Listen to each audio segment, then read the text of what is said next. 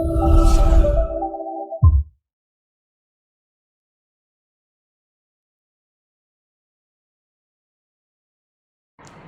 मैं सुनीता अग्रवाल, मेरे YouTube channel पर आप सभी का स्वागत है। और आज अपन पढ़ रहे हैं अध्याय 11 श्वसन। इसमें हमने पहले दो टॉपिक पढ़ चुके हैं। एक पहला पढ़ा हमने ग्लाइकोलाइसिस और इसके बाद में पढ़ा था क्रेब्स चक्र। और आज हमारा थर्ड स्टेप आ रहा है इलेक्ट्रॉन परिवहन तंत्र। यानी जो हमने ऑक्सी श्वसन पढ़ा था उसमें हमारे 3 स्टेप थे। सबसे पहले था ग्लाइकोलाइसिस, उसके बाद में था क्रेब्स चक्र, और आज हम पढ़ने जा रहे हैं इलेक्ट्रॉन संवहन तंत्र, इलेक्ट्रॉन परिवहन तंत्र। ठीक है, तो ऐसे तो हमारे ग्लूकोज का पूर्ण ऑक्सीकरण हो चुका इन दोनों सिस्टम के थ्रू। ग्लाइकोलाइसिस और क्रेब्स चक्र में क्या हो गया, ग्लूकोज का पूर्ण ऑक्सीकरण हो गया। और पूर्ण ऑक्सीकरण के फलस्वरूप क्या मिली हमको, CO2 जो हमारी CO2 प्राप्त हुई हमको, और H2O निकला, उसके साथ साथ ऊर्जा प्राप्त हुई। लेकिन ऊर्जा कैसे प्राप्त हुई वो हम देख रहे हैं आज इलेक्ट्रॉन परिवहन तंत्र के माध्यम से। यानी इलेक्ट्रॉन परिवहन तंत्र उसके साथ साथ ही हमारा चल रहा था। जैसे ही NADH2 बने वो कहाँ चले गए, इलेक्ट्रॉन परिवहन तंत्र में चले गए। ऐसे ही जैसे ही FADH2 बना वो कहाँ चला गया, इलेक्ट्रॉन परिवहन तंत्र में चला गया। लेकिन वो वहाँ जाकर के उन्होंने किस तरीके से ऊर्जा का निर्माण किया वो हम आज पढ़ने जा रहे हैं। ठीक है, तो बच्चों आज हमारे लिए बहुत इंपॉर्टेंट टॉपिक है इलेक्ट्रॉन परिवहन तंत्र। ठीक है, जिसको मैंने सरल करने की कोशिश की है पूरी, जो आपको समझ में आ जाए इस तरीके से।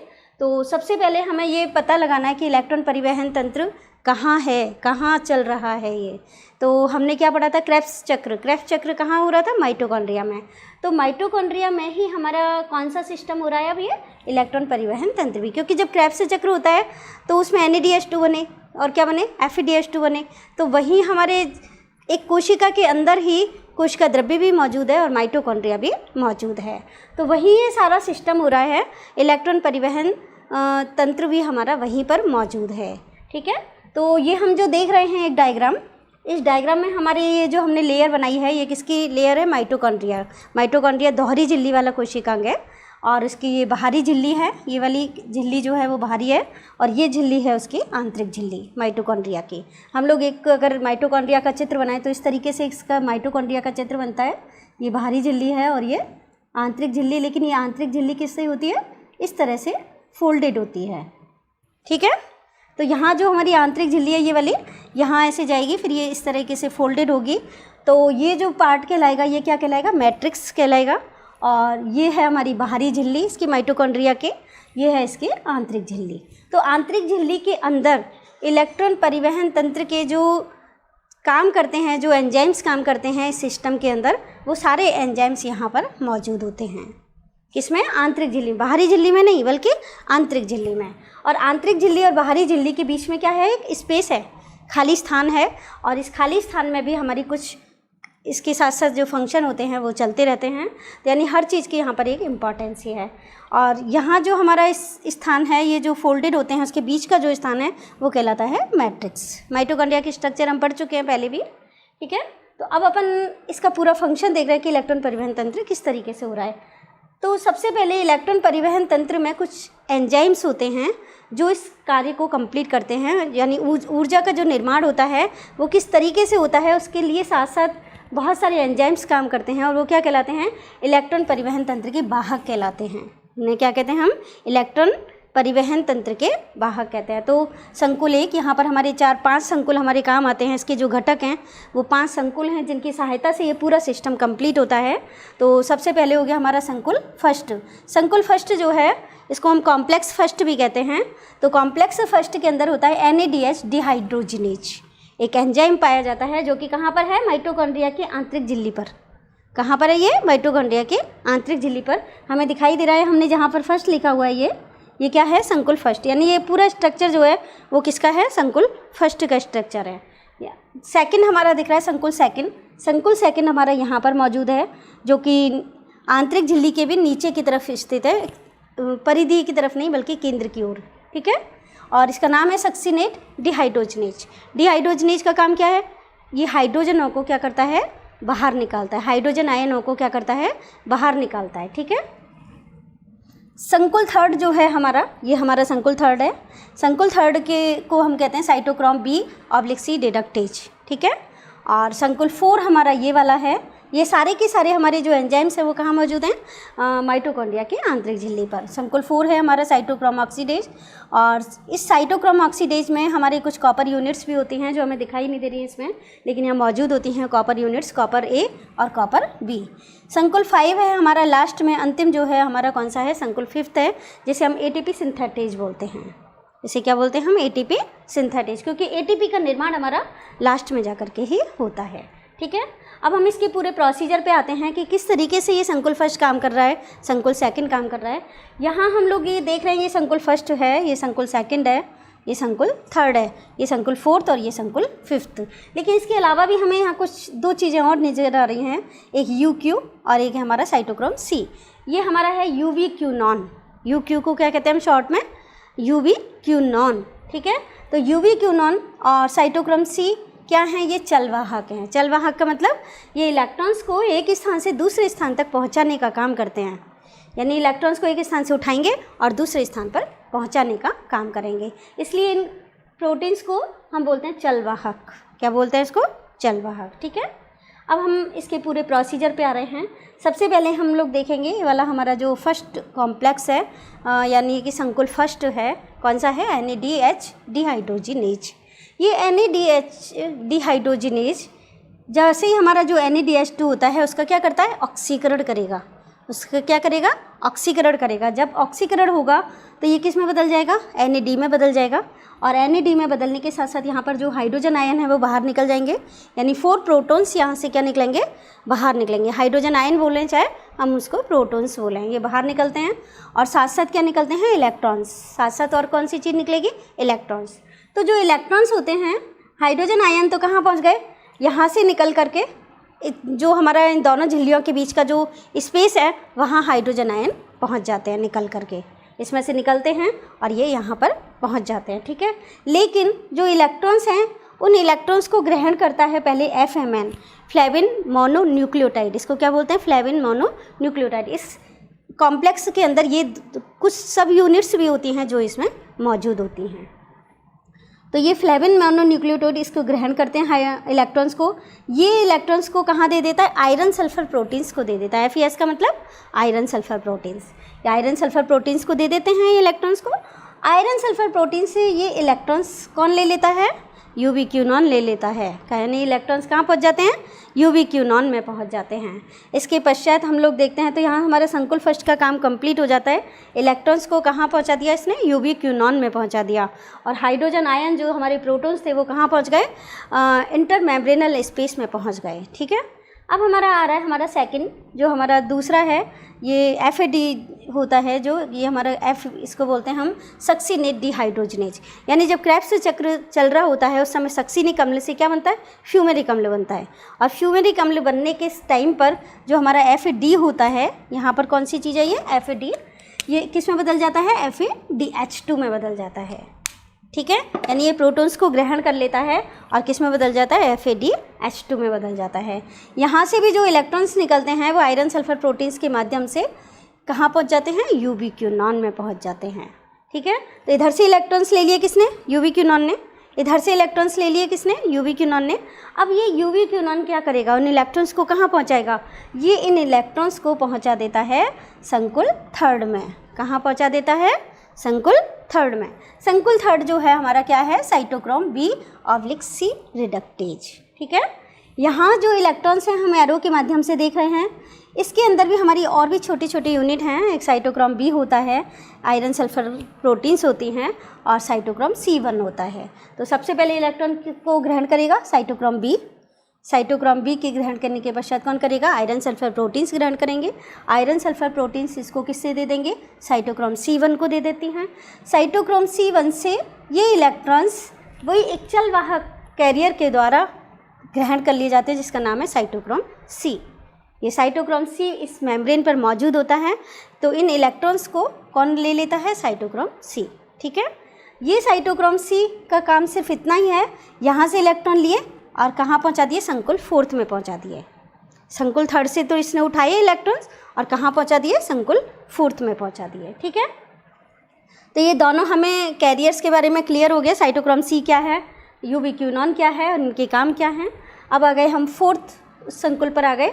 इसका नाम है साइटोक्रोम ऑक्सीडेज। इस साइटोक्रोम ऑक्सीडेज वाला जो संकुल है इसके अंदर 2 कॉपर यूनिट्स भी होती हैं और इसके अलावा कुछ साइटोक्रोम भी होते हैं। 2 प्रकार के साइटोक्रोम पाए जाते हैं जिसका नाम है साइटोक्रोम ए और साइटोक्रोम A3। एक का नाम क्या है साइटोक्रोम ए, दूसरे का नाम है साइटोक्रोम A3। तो अब ये जो साइटोक्रोम C था इन इलेक्ट्रॉन्स को कहाँ पहुँचा देता है, साइटोक्रोम A में पहुँचा देता है। साइटोक्रोम A से ये इलेक्ट्रॉन पहुँच जाते हैं साइटोक्रोम A3 में।